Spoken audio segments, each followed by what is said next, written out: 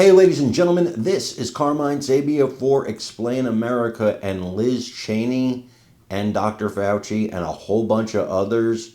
Well, they better get ready because they may need attorneys real quick. Before we get started, please make sure you like, comment, share, and subscribe.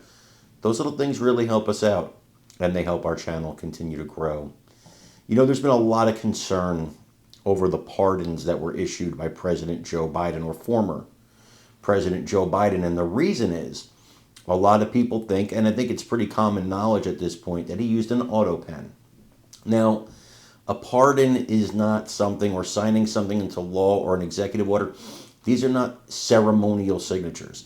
These are legally required, genuine signatures. An auto pen, I don't believe, and people in the Department of Justice don't believe, including Pam Bondi, that those meet the measure of the constitutional standard that is required to make those things legal. And if that is the case, and the Department of Justice is looking into this now with an investigation, then all the pardons he signed with an auto pen would be null and void. And what's interesting about this is you can see, and handwriting experts have weighed in on this, the signature used to pardon members of his family look authentic. The signatures required in the other pardons all look uniform, like they were done with an auto pen. You can tell the difference.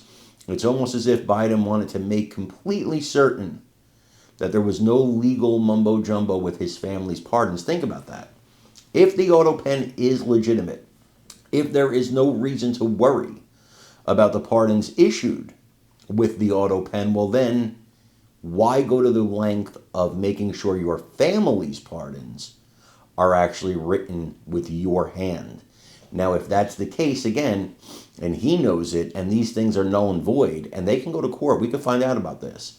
If those pardons, if those executive orders are null and void, it almost erases the Biden presidency, but it puts people like Adam Schiff and Fauci and Liz Cheney and Thompson and a whole bunch of others, Benny Thompson, and a whole bunch of others in the hot seat for possible criminal prosecution.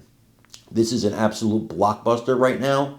I want you guys to watch the video where they're talking about these pardons, and let me know what you think in the comments. None of Joe Biden's medical issues were in his public records.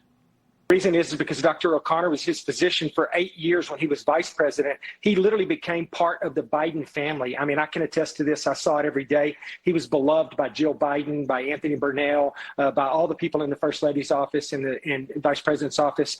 He would say or do anything that they asked him to do and cover up anything. The House Oversight Committee has launched an investigation into what it said was a cover-up of Biden's mental decline and use of the auto pen. Here's the Republican chairman, James Comer. Well, we've identified the 4 staffers that we believe were the ones who actually took the documents and placed them in the auto pen, pressed power, and had Joe Biden's signature magically appear on these. We want to know who gave them the authority to do that, and we want them to walk us through the exact process of how major items of huge legal consequences like pardons and executive orders ended up being placed in the auto pen and having Joe Biden's signature forged on there. Last week, ahead of his public announcement, I had an impromptu run-in with the former commander-in-chief aboard an Amtrak while heading north from Washington. And Mr. President, how's your health? Good. Good? How long have you had cancer? If the former First Lady is called to testify on Capitol Hill, many will be eagerly awaiting her responses. John? Lucas Tomlinson. Lucas, thank you. All right. Israel's military